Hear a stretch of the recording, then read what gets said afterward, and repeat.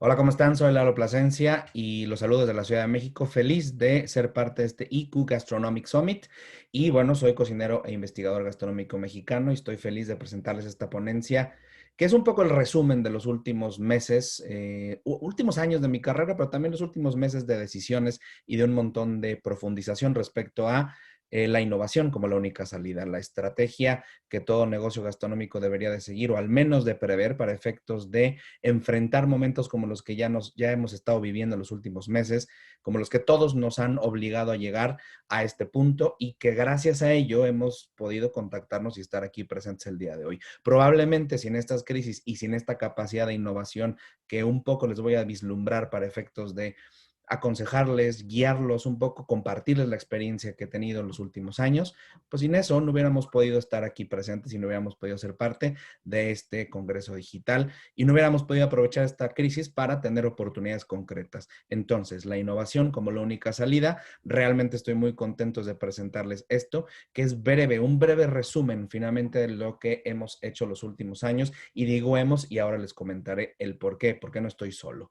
Sigue México, Lalo Plasencia. Sigue México es el Centro de Innovación Gastronómica de México. Es el único espacio de investigación e innovación en cocina mexicana que existe. No somos un espacio físico, somos un ambiente digital y ahora lo explicaré brevemente. Lo más importante que tenemos claro es que tenemos que primero seguirnos en redes sociales. Esto es importantísimo porque parece mentira que tenemos esto a la mano. Lo hemos tenido ya desde hace mucho tiempo. De hecho, desde aproximadamente 2006, 2008, en donde los países como México empezaron a instalarse ya en las redes sociales. Y es a partir por ahí de 2010, 10 años ya, que tenemos este uso intensivo, masivo de las redes sociales y que parece que en algunos casos mucha gente, sobre todo en la industria gastronómica, se resiste un poco a utilizar. Entonces ahí están todas mis redes. Esto es pertinente porque al final les explicaré el por qué estas decisiones que yo tomé hace algunos años, pues podemos vernos ahora por aquí, las puedo ver reflejadas aquí.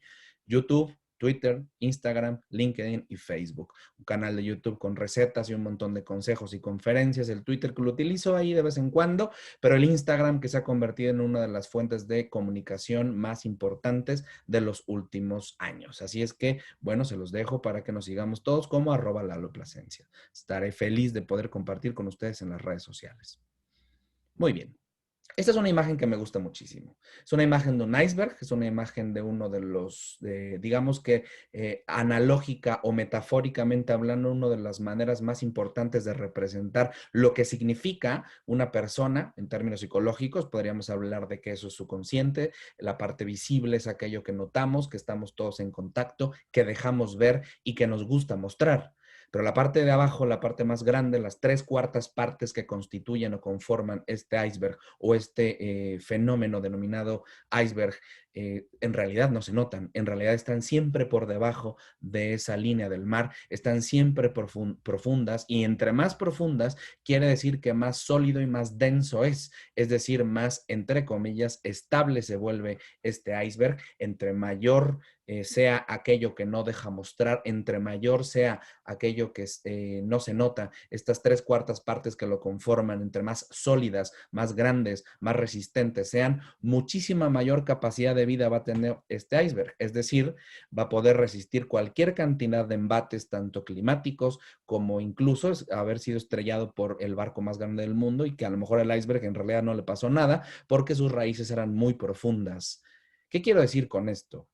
En la mayoría de los casos, las personas que nos dedicamos a este mundo de la gastronomía, a la industria de los alimentos y bebidas, ya sea en restaurantes, en hoteles, como cocineros particulares, como personas panaderas, panaderos, reposteros, reposteras, gente que estamos involucradas en esta industria, casi siempre dejamos ver solamente una partecita, esa parte visible que de pronto la gente puede llegar a criticar, puede convertirse en una crítica en TripAdvisor, que nos alegra el día o nos destruye la vida, puede significar que la gente nos note como una persona de éxito o no, pero todo dependerá qué tan capaces seamos de renovarse o de fundamentar estas decisiones y esto que mostramos en todo aquello que no se nota. ¿Qué quiero decir con esto? Y esto es un mantra que tenemos nosotros en SIG México, este es un mantra que yo he llevado a mi vida desde hace muchísimo tiempo, que es: los imposibles no existen.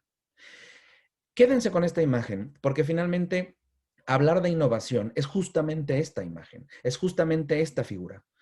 Nos permite solamente mostrar a lo mejor una cuarta parte o menos de lo que somos en realidad. La innovación nos exige mostrar resultados, pero no necesariamente significa que provengan de una inspiración o una chispa, sino provienen de un proceso muy, muy largo, muy profundo, muy denso, muy sólido, que nos permite hablar con claridad. Y esto es lo que hago yo aquí. Esta es la invitación que yo recibo y esta es la manera en la que yo agradezco la invitación. Mostrar un poco lo mucho que tenemos o que tengo trabajado en los últimos años, estas raíces muy profundas que van allá más de 10 años, que a lo mejor no se notan en una receta en redes sociales, que a lo mejor no se notan en una conferencia, que a lo mejor no se perciben dentro de un proceso claro o de una decisión administrativa que hay que tomar en cierto punto de nuestras vidas profesionales. Entonces, casi siempre lo que más importa es que, ¿por qué uno estas dos frases? Porque los imposibles no existen y pues todo aquello que uno ve necesariamente significa que hay algo más profundo. Si tú sumas estas dos frases y empiezas a jugar con la idea de investigación, de innovación, de estarte manteniendo siempre vivo, siempre fresco, siempre en boga, siempre presente o siempre consciente de que existen cosas que normalmente van a exceder nuestras capacidades o nuestra visión como seres humanos, vamos a estar capacitados para poder responder. Vamos a estar capacitados para poder ponernos en línea, vamos a estar capacitados para tomar decisiones, vamos a estar capacitados porque llevamos mucho trabajo de fondo. Si tenemos esta idea y entendemos que los imposibles no existen, el éxito está a la mano de cualquiera. Y aquí hay una cosa importante para entrar en materia. La realidad del emprendedurismo gastronómico. Esto es tremendo porque al final parece mentira que todos los que nos atrevemos, la mayoría de los que nos atrevemos a entrar al mundo de la industria de alimentos y bebidas, insisto, en su formato o en su modalidad de hotelería, restaurantes, cadenas, algún estilo de cocina, ya es una pizzería, comida mexicana, hamburguesas o fine dining, o incluso trabajar con catering. Lo más importante es que entendamos que casi todos nos encontramos con esta realidad, con una realidad que casi todos empezamos a dejar de un lado, a meter en esa parte que no se nota. Tres cosas que de pronto pueden llegar a ser el motor de destrucción en un momento de crisis, el motor de cambios dramáticos y drásticos en un momento en el que tenemos que responder de manera inmediata. Pero ¿por qué pongo estos tres valores negativos? Porque casi siempre, y digo, y todos lo vivimos, vamos dejando de lado estas cosas y las vamos haciendo un comportamiento empresarial continuo. Que en un momento en el que tenemos que decidir o tomar decisiones claras y ser rápidos para poder ejecutar o para poder al menos resolver una crisis, casi siempre son las que primero arrastramos. Fíjense bien, son muy pocas las personas o muy pocos los negocios que pueden decir que no tienen estas cosas en su interior, que no guardan un poco de todo esto. Son muy raros. En realidad casi todas las empresas lo tienen, pero es la manera en la que lo manejan o la manera en la que lidian con todo esto que los hace exitosos o no, que los hace sobrevivir crisis o no. Primero, los vicios empresariales. Esto puede llegar a ser actitudes tan pequeñitas, tan diminutas como el efecto de la bola de nieve. Acuérdense de una cosa, cuando uno va dejando un refrigerador sin limpiar o un almacén sin controlar costos, entradas y salidas, una línea de trabajo en cocina que a lo mejor no le importa desperdiciar 10 o 20 gramos por hamburguesa, un cocinero que de pronto no le interesa ponerle un poco de queso más a esa pizza y que a pesar de tenerlo medido de pronto van agregando, una receta que no está bien llevada a cabo, un proveedor que no nos es claro, un manejo de ventas deficiente o incluso una comunicación en redes sociales poco asertiva, se va convirtiendo, entre más va pasando el tiempo, en una bola de nieve tan grande que después de pasado un rato nos destruye. O simplemente cuando uno abre la puerta, resulta que hay una cantidad de vicios tan profundos que cuando llega un momento de crisis, todos salen. Y ese es el segundo punto, las crisis. Vayamos sumando, vayamos dejando como anaqueles para que ustedes vayan viendo y analizándose cuál es un vicio o cuáles son aquellas actitudes que pueden convertirse en vicio. Que eso es lo más importante de la innovación, tener este chip siempre despierto o siempre presente de ir identificando patrones que nos pueden llegar a una actitud negativa y por lo tanto un vicio. Luego vienen otras cosas, las crisis, las internas y las externas. Las crisis que de pronto puede llegar a pasar por un movimiento extraordinario, por un movimiento que nosotros no teníamos contemplado del dólar, por un flujo irregular de turistas, porque resulta que hay un huracán, porque de pronto tenemos o tomamos ciertas decisiones de inversión que nos llevaron para un camino que no queríamos, o porque de pronto contratamos a gente que no necesariamente nos fue del todo benéfica para nuestro negocio o de repente que hay una crisis en términos económicos de nuestro país que nos lleva a tomar decisiones que no necesariamente estamos preparados para ellas. ¿Cuál es el lado positivo de todo esto? Que al final el tener entendido dentro de nuestro proceso administrativo que existen crisis, pues nos va a permitir también alojar dentro de todo eso un grado de flexibilidad o un grado de conciencia respecto a cómo vamos a responder. Si nosotros, insisto, sumamos estas dos primeras actitudes, es decir, tener en cuenta que como emprendedores gastronómicos podemos caer en vicios y por lo tanto estar alertas y luego ser conscientes de que tenemos estas crisis que de pronto pueden ser propias o ajenas o que de repente resulta que se inundó la calle o se acabó el agua o no pagamos el gas, en fin, una serie de situaciones que pueden llegar a convertirse en momentos complicados para nuestro negocio. Si las sumamos las dos, se va haciendo una bola de nieve cada vez más grande, pero insisto, la innovación nos permite tener en cuenta siempre cambios respecto a nuestra actitud. A lo mejor no necesariamente tenemos la capacidad de resolverlas de inmediato, pero sí probablemente podamos tomar algunas acciones que nos van a llevar hacia un buen puerto. Y existe la tercera. Estas crisis, ¿por qué le digo crisis extraordinaria? Porque al final llevamos casi todo 2020 con una crisis extraordinaria, con algo que denominamos pandemia, con esto que finalmente nos permite ponernos en un espejo en el que no necesariamente nos habíamos visto nunca, desde 1910, 1917 o 1900, a principios del siglo XX, fue cuando se dio una crisis similar, una crisis en términos pandémicos, en términos de una enfermedad. El mundo se detuvo. Ahora se volvió a detener. Pero curioso, porque en aquel entonces no estábamos tan comunicados como ahora. En aquel entonces no sabíamos qué pasaba al mismo tiempo en Miami, en Orlando, en Nueva York, en París, en China, en Ciudad de México, en Argentina. Es decir, hoy podemos estar comunicados viviendo una cuarentena.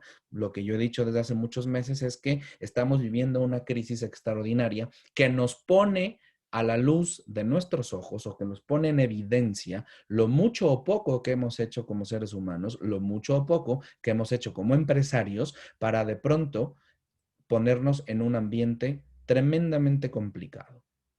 Es decir, las crisis extraordinarias como esta, el momento en el que llevamos viviendo desde todo el año prácticamente, nos pone nuestra auténtica realidad. Es un espejo muy dramático que probablemente nos hizo que el iceberg se volteara y entonces todo aquello que no se notaba, bueno, malo, regular, peor, algún cadáver en el armario, como dijeran en algún lugar, de pronto salen a la luz. Y estas crisis nos permiten entonces replantearnos cosas, nos permiten ponernos en contexto, nos permiten visualizar quiénes somos. ¿Por qué digo que esta es la realidad del emprendedurismo gastronómico? Porque estas tres cosas siempre están presentes en el actuar cotidiano de todos aquellos pequeñas, medianas o un poco industrias más grandes. A lo mejor aquellos que ya tienen 2 sucursales o los que ya tienen un hotel mediano o los que tienen un restaurante ya de 120, 150, 200 personas. ¿Sí me explico? Es decir, todos aquellos la realidad del emprendedurismo gastronómico es que siempre estamos tomando decisiones a favor del crecimiento de nuestro negocio, pero siempre estamos motivando dos cosas a la par, las situaciones positivas, actitudes de triunfo, siempre ver hacia adelante, pero siempre estamos albergando estas tres cosas. Siempre corremos el riesgo de generar un vicio empresarial cuando crecemos, algo que no notamos, un punto ciego. Siempre estamos en posibilidad de que nos caiga una crisis económica, social, un cierre de una calle, se acabó el gas, no hay luz, en fin. el personal se fue o hay que cambiar proveedores. Y luego tenemos otros periodos como este en el que, insisto, nos pone la realidad de frente. ¿Quiénes somos? Algo importante. En los últimos meses yo he ido aprendiendo algo que de pronto me deja con muchas reflexiones. Señores, resiliencia no es innovación. La resiliencia no es resistencia. Ustedes se recordarán, y para todos los que viven en el ambiente de la gastronomía y a lo mejor tienen redes sociales, que hay, siempre se mandan mensajes de todo tipo. Yo he escrito mucho y he hablado mucho sobre las actitudes que como empresarios, como cocineros, como gente involucrada en la industria gastronómica tenemos que enviar y tenemos que enviar al interior de nuestras empresas y al exterior de nuestra empresa, con nuestro equipo de trabajo, para nosotros mismos, para nuestros colegas. Algo importante. La resiliencia está bien como una actitud, está bien como una manera de entender, de aprovechar una oportunidad o una circunstancia negativa y hacerla distinta, ponernos en claro, ponernos a trabajar a favor de nosotros mismos con un ambiente negativo.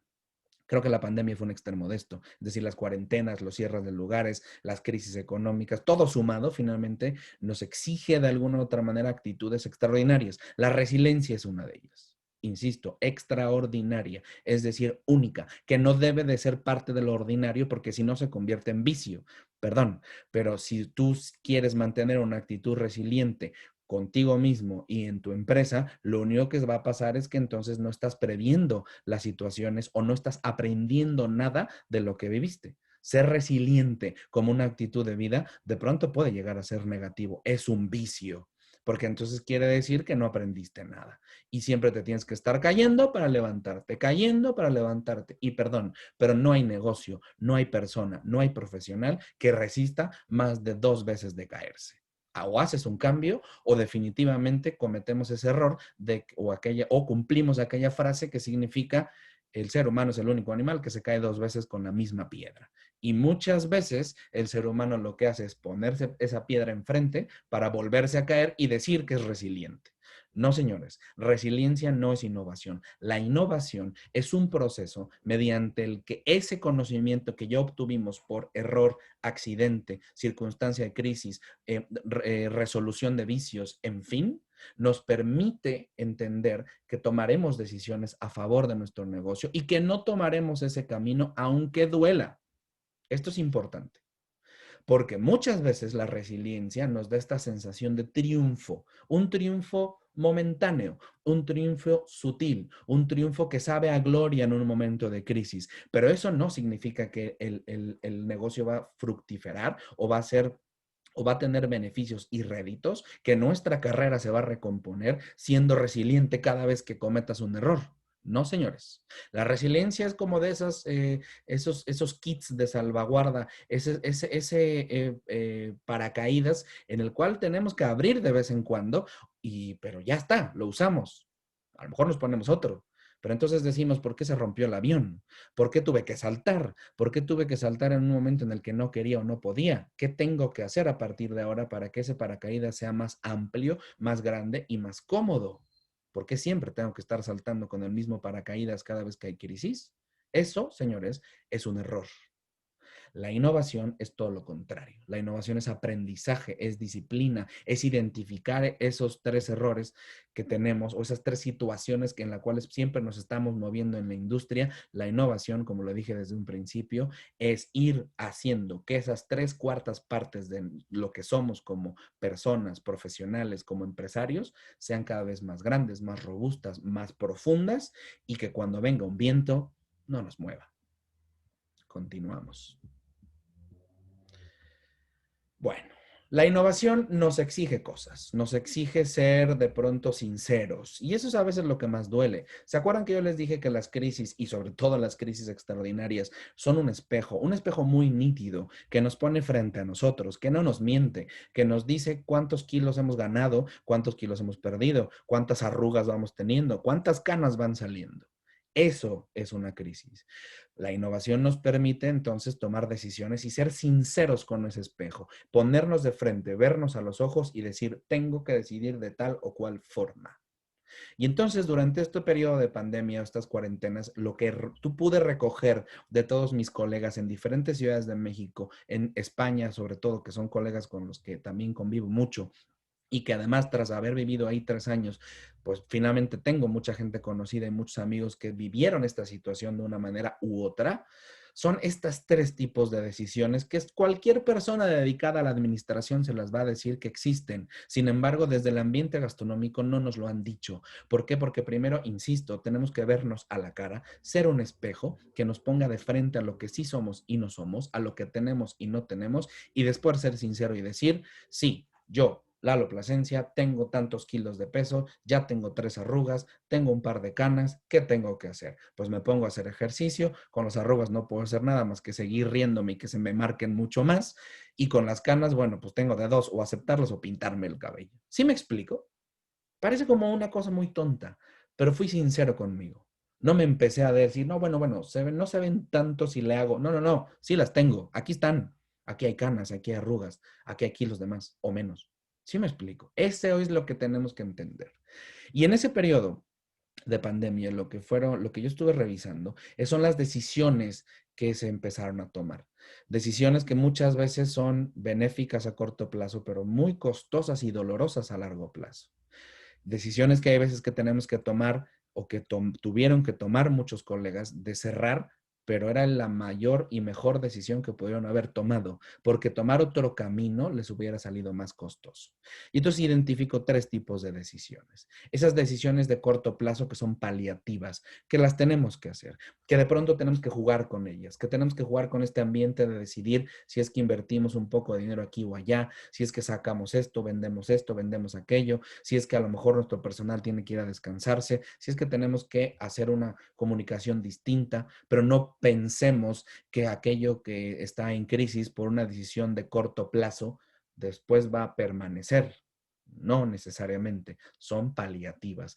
Todas esas decisiones que tomamos como para se está metiendo el agua, hay que cerrar o tapiar, hay un agujero en el techo, hay que correr a cubrirlo, esas son decisiones que palian.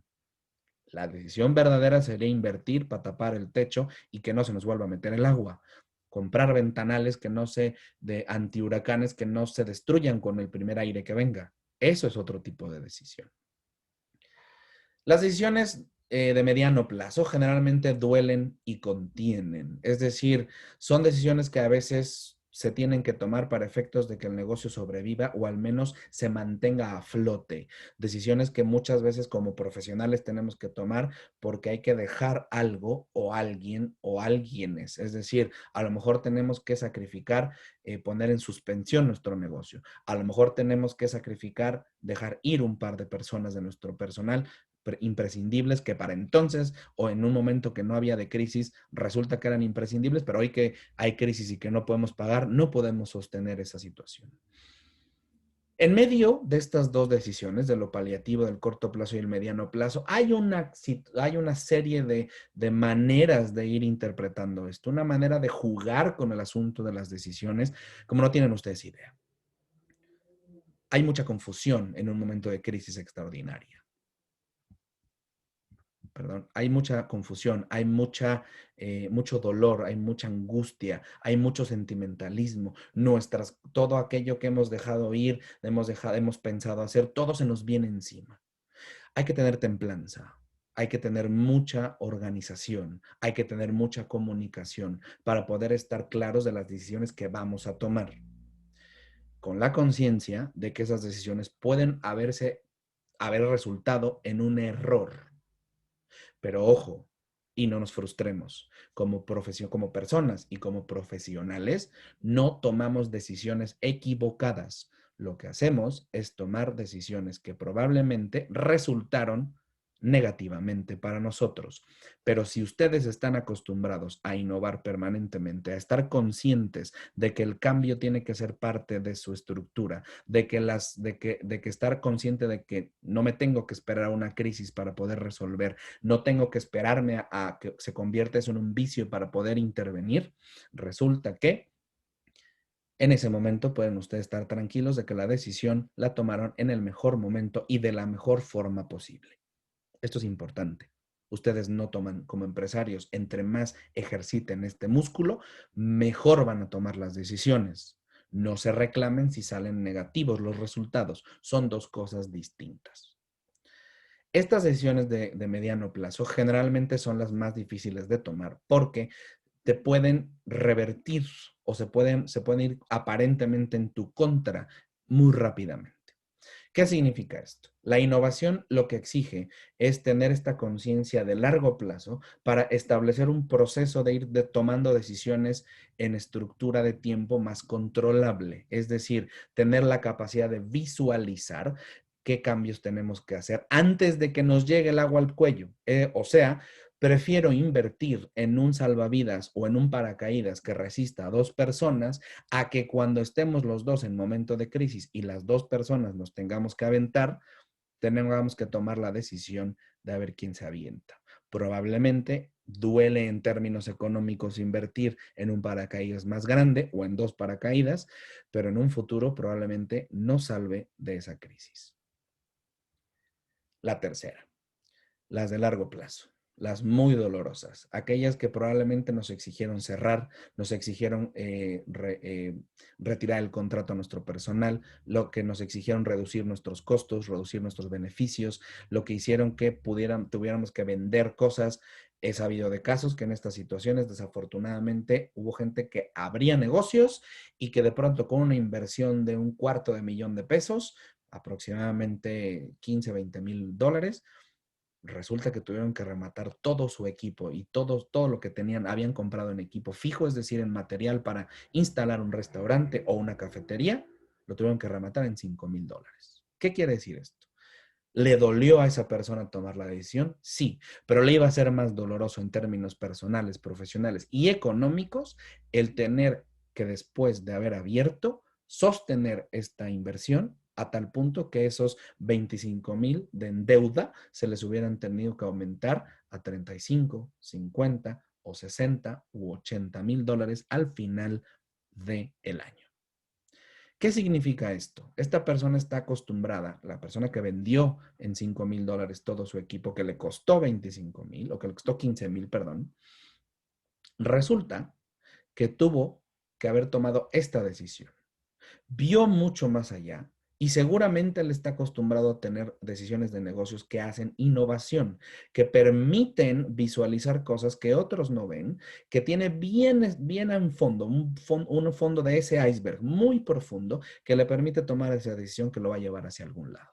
Y dice, prefiero tener hoy esta deuda de $10,000 porque ya me dieron 5,000, solo me quedan 10,000, a de pronto en unos 2, 3 meses que no pueda yo pagar proveedores, se convierta en 18,000 y entonces el negocio vaya generando renta y entonces a final de año tenga el doble o el triple de lo que yo hubiera imaginado siquiera que iba a deber cuando empezó 2020. Innovar, señores, es prever. Por eso es la única salida. Un ejemplo. ¿Por qué digo que en este 2020, en la época de crisis, pues en la época más fuerte de la pandemia, nosotros, y México, yo, Lalo Plasencia, en ese sentido profesional estuvimos tranquilos y estábamos preparados, pero nos estábamos preparando desde 2015 para situaciones como estas? Hacer una revisión a posteriori, es decir, voltear a ver los años que hemos vivido en los últimos 5 años de la vida, no es fácil. Mucho menos voy a decir que en aquel entonces yo preveía esto. No, lo que estoy diciendo es que cada una de estas decisiones que les voy a presentar me llevaron a este lugar y a este momento en el que les estoy hablando ahora, frente a una cámara, en un congreso digital que tuvo que transformarse para poder responder a las situaciones actuales. Es decir, si yo en 2015 o 2016 no hubiera tomado la decisión de no tener un espacio físico para hacer investigación e innovación en cocina mexicana, si yo en 2016 no hubiera tomado decisiones de mudarme a España y hacer de las redes sociales nuestra casa, es decir, nuestro ambiente natural, el ambiente en el que nos tendríamos que mover, probablemente, y esto sí los digo, no hubiera yo pasado nada bien este 2020. Parece un juego un poco temporal, pero no. Lo que quiero decirles es que mis decisiones siempre han sido a muy largo plazo. Siempre han sido apuestas muy largas. Para aquellos que no estén acostumbrados a soportar o tener templanza para poder decir, tomar decisiones económicas o no, en fin, para poder llegar a tomar decisiones al muy largo plazo de 5 o 10 años, pues no es el mood, no es la manera. Pero sí les recomiendo que al menos tomen en cuenta este proceso para que, insisto, se den cuenta del por qué les estoy hablando ahora aquí en este congreso. En 2015 decidí abrir SIG México en Monterrey, Nuevo León, una ciudad del norte del país. Dije que no íbamos a tener un espacio físico, íbamos a tener un espacio, íbamos a dedicarnos a la generación de técnicas. En 2016 hacemos una inversión para poder integrar dentro de nuestro equipo gente dedicada a la comunicación. 2016, las redes sociales para nosotros se convirtieron en una fuente de inspiración, pero también del ambiente natural en donde íbamos a comunicar cosas y a convivir con gente. ¿Qué significa esto? Si yo hubiera tenido un espacio físico, hubiera estado limitado solamente a mantener cierta inversión de renta, luz, personal y demás, y mis redes sociales pudieran haber comunicado al exterior. Sí, pero no, como yo no me dedico a la restauración y no vendo productos como un producto alimentario que pueda alguien estar comprando y consumiendo continuamente, sino vendo conocimiento, los cursos no son tan rentables en ese sentido. Por lo tanto, un espacio físico me es más costoso que el no tenerlo. Como estábamos en etapa de investigación, en etapa de desarrollo de toda nuestra metodología, pues finalmente yo no hubiera podido dar muchos cursos y hubiera dejado de viajar para obtener recursos y hubiera dejado de recorrer medio país para poder hacer otros proyectos e ir financiando o autofinanciando lo mío. En ese momento, en 2016, tomo esta decisión de emigrar a España, una situación personal y profesional que nos viene muy bien para comprobar que la metodología, es decir, aquello que yo me dedico a hacer, técnicas en cocina mexicana, para enseñar a otros a hacer cocina mexicana, las puedo desarrollar a 8,000 kilómetros de distancia. Decido y me exijo que las redes sociales sean la manera en la que comunico al mundo tanto mis preocupaciones como mis avances, y es la manera en la que conecto. En 2017 tomamos la decisión de que nos dedicamos a innovar y difundir, es decir, la innovación como un proceso continuo de investigación, desarrollo, de interacción con otros medios, de interpretación de los ambientes, es decir, de desarrollar técnicas de vanguardia que nos permitan hacer más y mejores tacos, más y mejor mole, más y mejores carnitas, más y mejores tacos al pastor, más y mejores cochinita pibil, en fin. Pero que yo se la puedo enseñar a cualquiera. Como lo difundo a través de redes sociales. Es decir, aprovecho las 75,000 personas que conviven en mis cuentas el día de hoy. Esa que les puse al principio, esas que están ahí acumuladas, les decido yo aventar un montón de información continua y consistente que les permita saber quién soy y qué hago. El equipo de trabajo desde 2018 a la fecha está en 4 ciudades del país, de este país. Pero cuando yo estaba en España, hasta 2018, pues estaban en 2 países, a 2 horarios. ¿Qué nos dejaba? La comunicación digital. Aquella decisión que yo tomé en 2015 de no tener un espacio físico me permitió no vender a lo mejor un espacio o no subarrendar o no vender el equipo que había yo comprado. Las redes sociales me permitían comunicarme eternamente y pues los avances de las redes sociales no dependen de mí, pero sí dependía de mí aprovechar todas las ventajas que tuvimos en aquel entonces, como a través de, en aquel entonces, en 2016-17, abriendo las transmisiones en vivo, esas que durante la pandemia se hicieron tan famosas y todo mundo hacía en Instagram o en Facebook. Bueno, pues yo fui uno de los pioneros y resulta que las transmisiones en vivo llegué a tener 40,000 personas conectadas en 2 horarios distintos, porque mientras yo estaba en España en el horario de la tarde, aquí estaban a mediodía en la Ciudad de México y en el país estaban, o en esta parte del mundo, la gente estaba viendo 40,000 personas conectadas en una transmisión. Estoy hablando de 2017. Pero eso yo ya estaba listo, yo ya sabía cómo se hacía una transmisión en vivo desde aquel entonces. Si me hubieran dicho que me estaba yo preparando para estos años, para este 2020, me hubiera vuelto loco, me hubiera puesto a reír. Pero entonces cuando me viene la crisis extraordinaria, el golpe no es tan duro, porque yo ya sabía cómo responder. Eso es innovar, eso es pensar total y absolutamente hacia adelante. Insisto, No todas las personas ni todos los negocios tendrán esta capacidad, pero sí todos los negocios tendrán la posibilidad de insertar dentro de su proceso de decisiones un montón de cosas o sembrar semillas que permitan ir constituyendo un ambiente a largo plazo. Las redes sociales es una de ellas. Restaurantes que no tengan comunicación digital son restaurantes que están destinados a permanecer en la ignominia o al menos a reducir su espacio de tal manera que probablemente no resistan otra crisis. A partir de 2018 y para adelante, el marketing y la comunicación efectiva. Ya teníamos un ambiente digital, nos estábamos preparando, no sabíamos, para una circunstancia como esta, una situación que nos llevó a dos cosas. La primera, que en 2017, primeros meses de 2017, me otorgan un análisis que hacen en España, que yo no me entere, entregan un reconocimiento por haber quedado dentro de los primeros 100 eFood influencers, es decir, en España que hay mucha gente que se dedica al tema de foodie, de comunicación de comida, que viaja, que hace críticas y demás, pues me colocan en el lugar 11 de toda España. Yo siendo mexicano y hablando de cocina mexicana en España, tengo mayor poder de comunicación que un montón de gente más que está dentro de los primeros 100 lugares. ¿Por qué? Porque yo genero contenido todo el tiempo, porque decidí en 2016 y 2015 que mi ambiente iba a ser digital. Ven cómo han sido consecuencias, pero ojo, no se olviden de algo. Todas esas decisiones han sido dolorosas y permanentes. Todas esas decisiones me han costado a mí muchísimo dinero invertido, prácticamente el 100% de lo que ingreso lo reinvierto, y me han costado no tener Ferrari en la puerta, me han costado no tener a lo mejor una casa habitación propia, me han costado también otro tipo de sacrificios o de renuncias personales en términos vitales. No pasa nada. Ya estamos empezando a cosechar aquello que sembramos hace 10 años y hace 5 años. Esto es importante. Muy bien.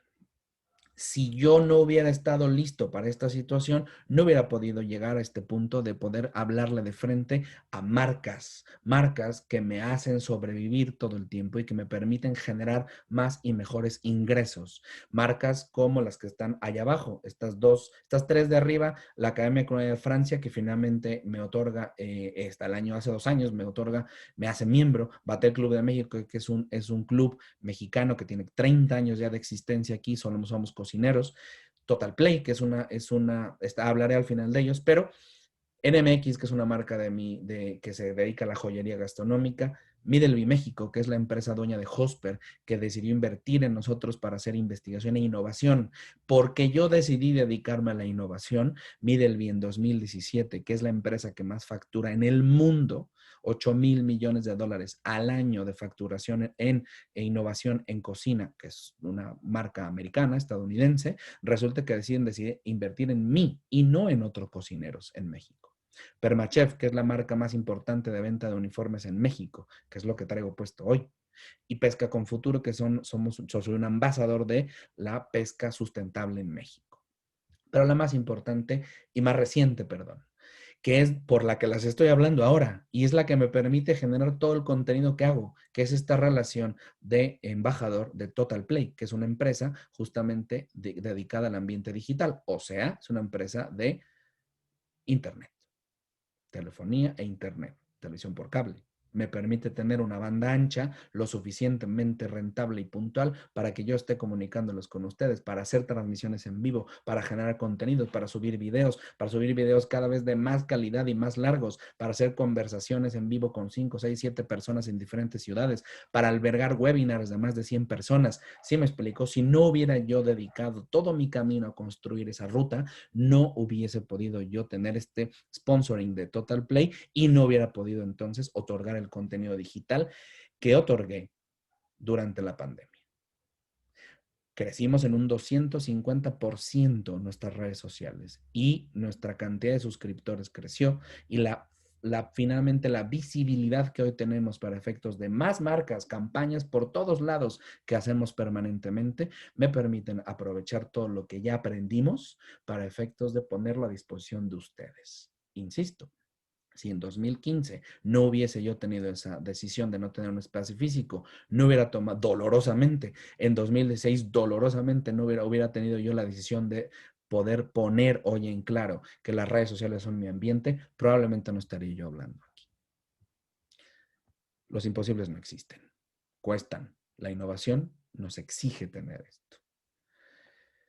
Mis redes sociales ya las tienen, les dejo de verdad un saludo muy grande y les agradezco muchísimo el haber estado conmigo presentes. Lo más importante de esto es dejarles el mensaje de que innovar no es no es una opción, innovar es una necesidad en términos de cualquier persona o profesional o negocio que se dedique al ambiente de los alimentos y bebidas.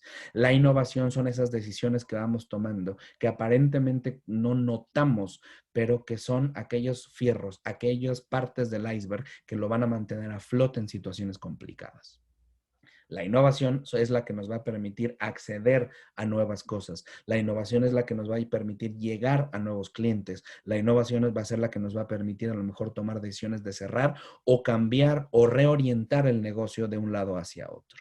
Innovar no es dar saltos y cambios inmediatos. Innovar no es tomar una decisión rápida pensando en una inversión a largo plazo solamente. No, la innovación exige cambios hacia dentro de una empresa y de un profesional para ver resultados después. La innovación es un camino que tiene que irse viviendo continuo y constantemente. Por eso el mensaje de todas aquellas personas que puedan de verdad observar esto, abierto está el asunto de las preguntas y respuestas y yo feliz de poder respondérselas en mis redes sociales o a través de la organización de IQ, de este Digital Summit. Lo más importante es que tengamos claro de que estamos en un momento complejo para todos, pero estamos en un momento en donde muchos han sabido sortear esto porque tienen bases sólidas, porque han sabido invertir a largo plazo en aquellas cosas que en el corto plazo parecían que no nos iban a dejar nada. La innovación es una manera de hacer que los imposibles no existan. Mil gracias por su atención. Yo soy Lalo Plasencia. Ya les dejé mis redes sociales. Búsquenme como @LaloPlasencia o a través de la organización de este congreso. Les agradezco mucho. Desde Ciudad de México les deseo un camino lleno de decisiones innovadoras, lleno de éxitos en mediano, corto y largo plazo.